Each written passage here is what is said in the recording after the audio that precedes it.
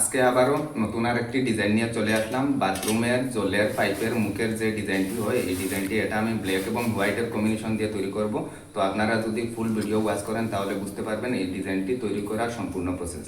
তো এখানে আমি ব্ল্যাক টাইলসটা 5 ইঞ্চি সাইজে নিয়েছি, আর এদিক থেকেও 5 ইঞ্চি সাইজে একটা দাগ দেব।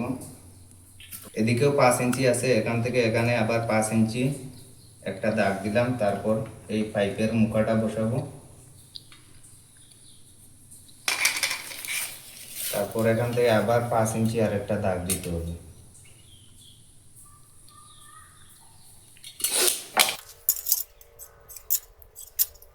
তারপর এই 5 ইঞ্চি কোনাকুনি দাগটা দিতে হবে।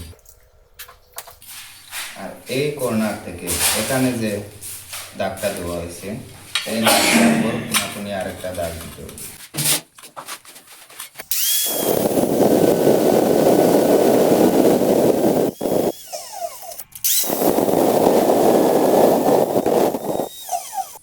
তো এই সাইজে 4টি টুকরা বের করতে হবে। তো আমি প্রথমে এই টুকরোগুলো বের করে নিচ্ছি, তারপরে বাকি ডিজাইনটা দেখাচ্ছি।